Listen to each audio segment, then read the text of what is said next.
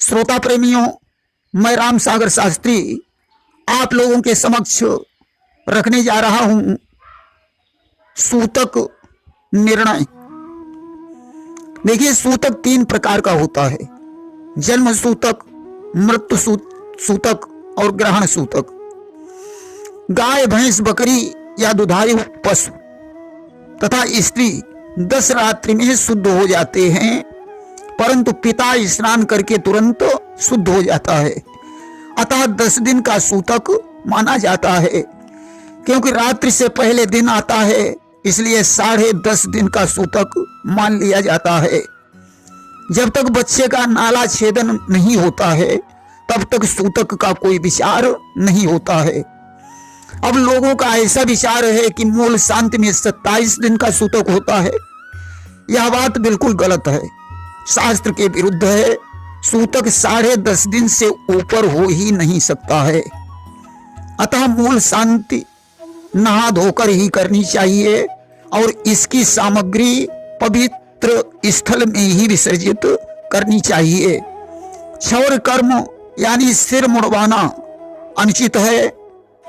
अतः पिता का सिर नहीं मुड़वाना चाहिए, क्योंकि सिर तो मृतक कार्य में मुड़वाया जाता है। मूल एक नक्षत्र का नाम है, इसे 10 दिन में भी किया जा सकता था, परंतु जन्म नक्षत्र को शुभ माना जाता है, इसलिए 27 दिन यानी जन्म नक्षत्र में इसे किया जाता है। इसे वैदिक विधि से किया जाना चाहिए। घी द्वारा छायादान, श्वेत वस्त्र का प्रयोग करें, अन्यथा इसको करने से उल्टा फल प्राप्त होता है। इसी प्रकार मरण का सूतक यदि 4थी पीढ़ी हो तो 10 दिन का माना जाता है। 5वीं पीढ़ी में 6 दिन का, 6ठी पीढ़ी में 4 दिन का, 7वीं पीढ़ी में 3 दिन का, 8वीं पीढ़ी में 1 दिन का, 9वीं पीढ़ी में दोपहर तक का, 10वीं पीढ़ी में स्नान मात्र ही बहुत है। इस प्रकार 10 दिन तक का ही मरण सूतक माना जाता है। यह धारणा बिल्कुल गलत है कि मरण सूतक 13 दिन का होता है। 13 अंक अर्थात 13 के स्वामी शिव हैं, जो संहार के कारक हैं, इसलिए 13वीं की जाती है। बाल बनवाने के लिए 10वां होता है या 9 बार भी हो जाते हैं। जब तक दाह कर्म नहीं होता है, तब तक सूतक नहीं माना जाता है। निर्णय सिंधु में तो दाह कर्म उसी दिन बताया गया है जिस दिन व्यक्ति की मृत्यु होती है। ग्रहण सूतक सूर्य ग्रहण के 12 घंटे पहले और चंद्र ग्रहण के 9 घंटे पहले ग्रहण सूतक माना जाता है। ग्रहण काल में पका हुआ अन्न, कटी हुई सब्जी, फल ग्रहण काल में दूषित माने जाते हैं, इन्हें नहीं खाना चाहिए। तेल घी से तला अन्न, घी, तेल, दूध, दही, लस्सी, मक्खन, पनीर, अचार, चटनी, सिरका, मुरब्बा में तिल या कुसा रख देने से दूषित नहीं होते हैं। गेहूं, चना, दाल, आटा में तिल या कुसा डालने की जरूरत नहीं है, ये वैसे भी शुद्ध रहते हैं।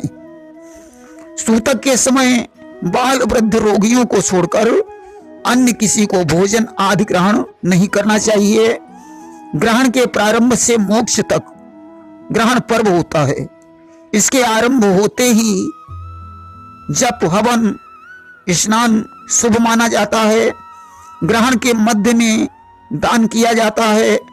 ग्रहण के समय गंगा आदि पवित्र नदियों में स्नान का विशेष महत्व है।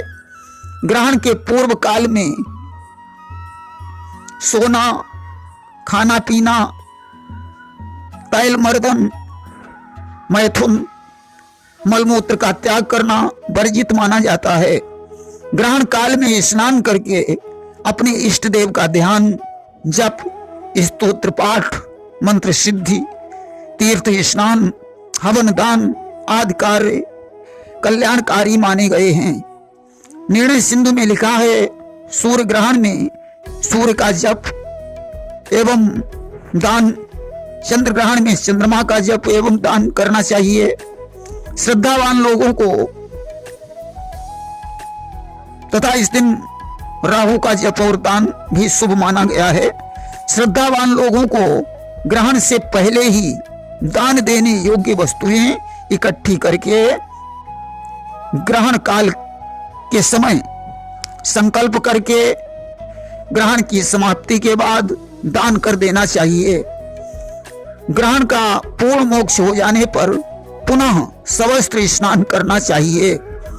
ग्रहण में श्राद्ध करने का विशेष महत्व है। यद्यपि संध्या काल और रात्रि काल में श्राद्ध निषेध है, फिर भी ग्रहण के समय इन्हें श्राद्ध के लिए स्वीकार किया गया है। रात्रि, संध्या, जन्म सूतक और पातक में भी ग्रहण के समय स्नान, दान, जप, श्राद्ध विहित है। ब्राह्मणों के अतिरिक्त अन्य वर्णों को भी ग्रहण के समय दान दिया जा सकता है। गर्भवती महिलाओं को ग्रहण काल में शयन करना, सब्जी काटना, पापड़ सेंकना आदि कार्यों से परहेज करना चाहिए तथा धार्मिक ग्रंथ पाठ करते हुए प्रसन्न चित्त रहना चाहिए। इससे संतान स्वस्थ और सद्गुणी होती है। जिस नक्षत्र और राशि में सूर्य या चंद्रमा हो, ग्रहण उसी के लिए अशुभ माना जाता है।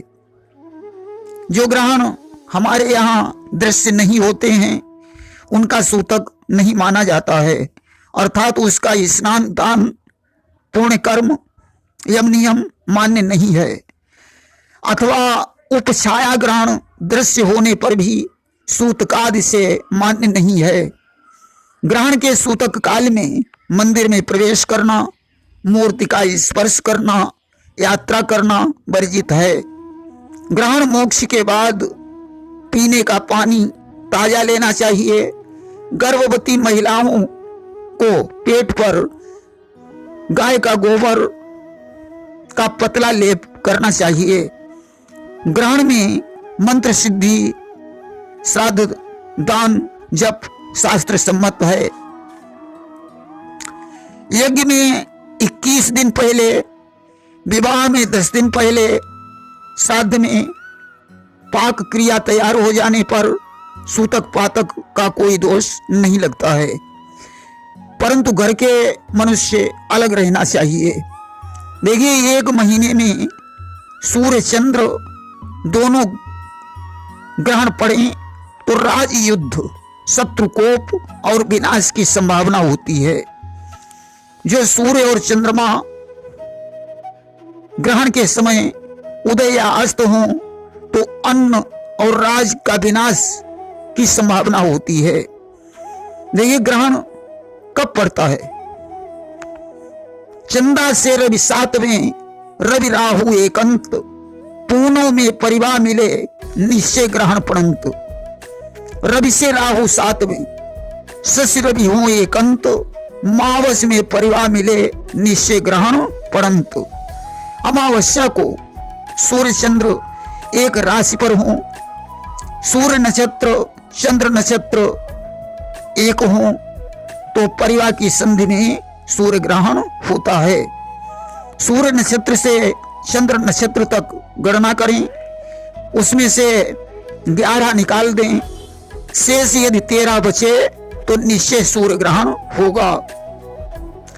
जब सूर्य के नक्षत्र से चंद्रमा 15वें नक्षत्र पर हो और केतु चंद्रमा एक राशि पर हो तो चंद्र ग्रहण होता है। यदि एक पक्ष में 13 दिन हो तो वाहन संबंधी पशुओं का नाश होता है। देखिए, श्राद्ध करने के लिए जिनकी तिथि याद नहीं होती है उनके लिए अमावस्या को श्राद्ध कर देना चाहिए। व्रत, यज्ञ, विवाह, श्राद्ध, होम, हवन, पूजा, अनुष्ठान, जप आदि प्रारंभ हो जाने पर सूतक मान्य नहीं होता है। विवाह, यज्ञ, विविध उत्सव, पूर्व संकल्पित कार्य में भी मरणादि सूतक दोष नहीं होता है। प्रेम से बोलिए वृंदावन बिहारी लाल की जय।